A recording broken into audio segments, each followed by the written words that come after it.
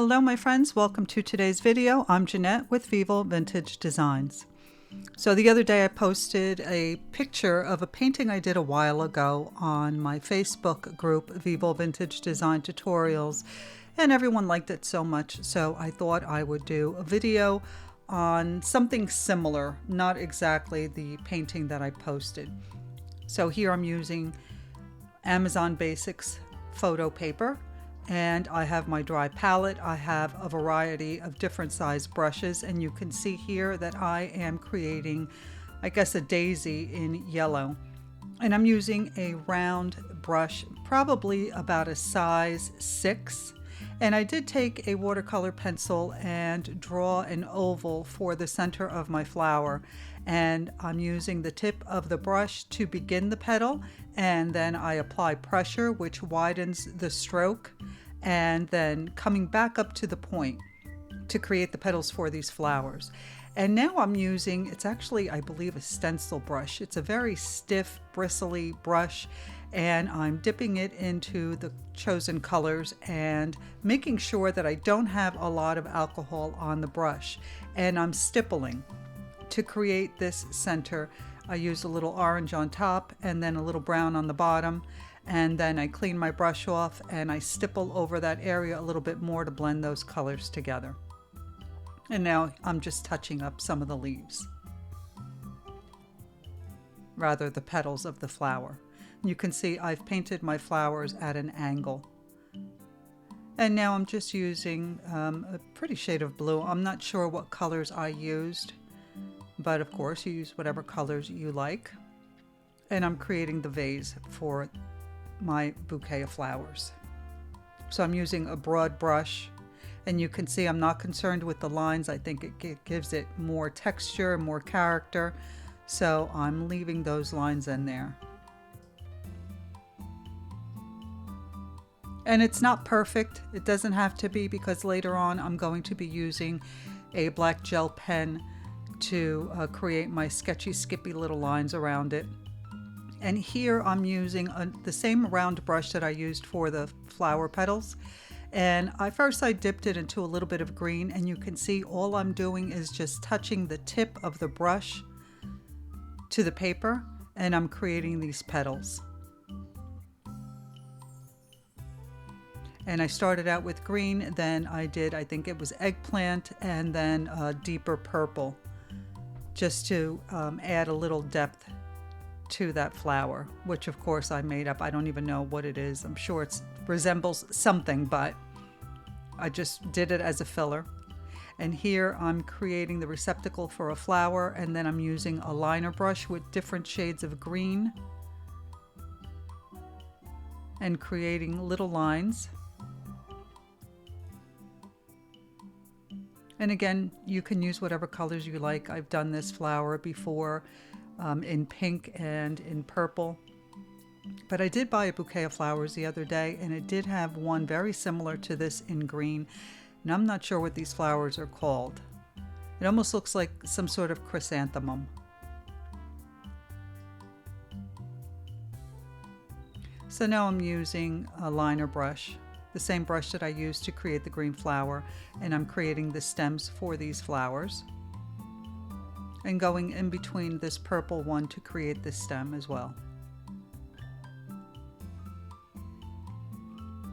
Now, using a dry palette allows you to create these flowers almost like you would in watercolor, and using the ink straight out of the bottle doesn't allow you to be this detailed with the alcohol inks. So if you haven't tried a dry palette before, I suggest you give it a try. They're fairly inexpensive. I think the dry palette itself costs about $5 on Amazon, and you fill it up with your inks, but not too much. I'll post a video, I'll rather link a video in the description box that explains what a dry palette is and how to create one and how to use one. So now I'm using the same round brush that I used for the petals of the daisies to create these long leaves. And now I'm using a flat brush to create what may look like eucalyptus. So I'm just using the round brush to create these flat ovals in different directions, and then using the liner brush to create the stem.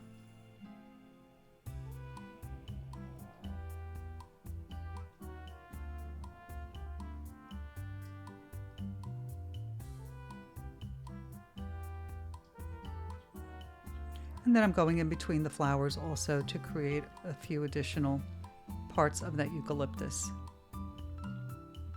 And now I'm using a blue color, and I'm creating these stems because I want to fill in the area. I think my bouquet is a little tall but doesn't go out far enough.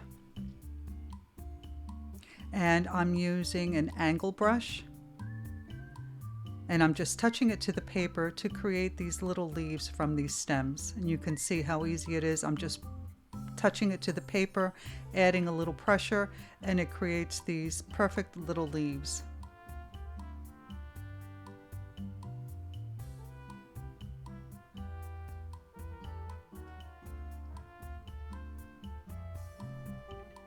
It's absolutely perfect how it creates these little leaves. And it's just an angle brush, which means it's a flat brush and the bristles are cut at an angle. And these are very inexpensive brushes.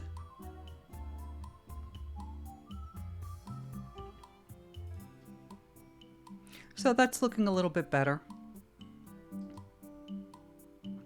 Making sure that everything is dry now. And I'm grabbing a black gel pen, and you can use a micron pen with a very small nib, which I would recommend over the gel pen because I did smear this as usual, because the gel pen takes a little bit longer to dry than the micron pen, although I smear those too, so you just have to be a little bit more careful. And now you can see I'm doing my skippy sketchy little lines and just outlining some of the petals and some of the leaves, adding a little bit of detail, and this makes things pop a little bit more.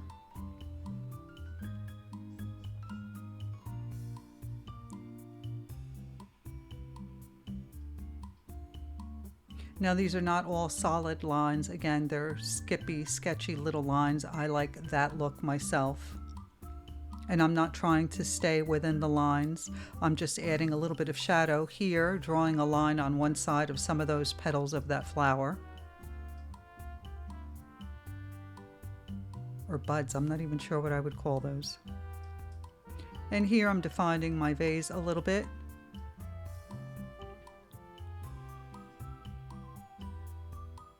And you can see it's not perfectly shaped, it doesn't have to be. And now I'm just extending my leaves and my stems into the vase.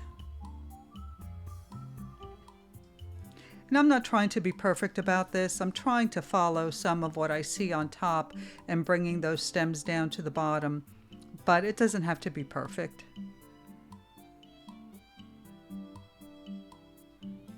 And now I'm picking up a little bit of the blue that I used for the vase and adding a little bit of detail.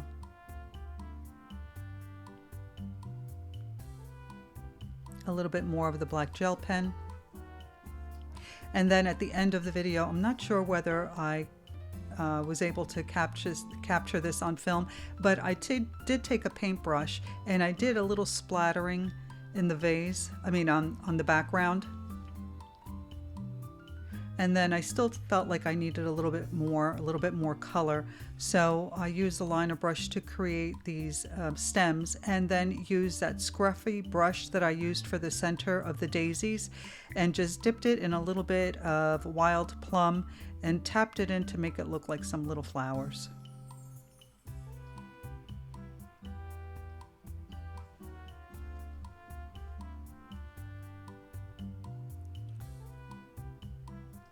This is really simple, and it didn't take me very long at all. Oh, I did capture the splattering, but it turned out really pretty, and it's very easy. So I hope you give it a try. Check out the description box for links to the products used. Don't forget to like, comment, and subscribe, and I will see you in the next one. Bye.